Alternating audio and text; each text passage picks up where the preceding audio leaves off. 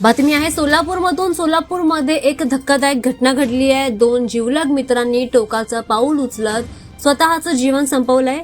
एका मित्राने स्वतःचं आयुष्य संपवल्यानंतर दुसऱ्या मित्राने सुद्धा टोकाचं पाऊल उचलल्याची बातमी आता समोर येते।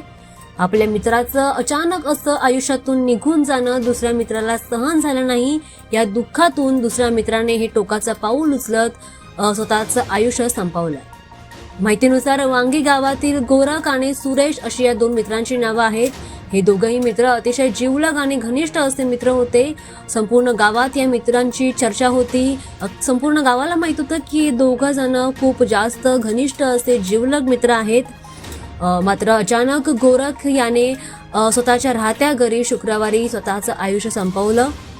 हे सुरेशला कळताच त्याला याचा धक्का बसला। आपल्या मित्राने असं टोकाचं पाऊल का उचललं असे अनेक प्रश्न त्याला पडले।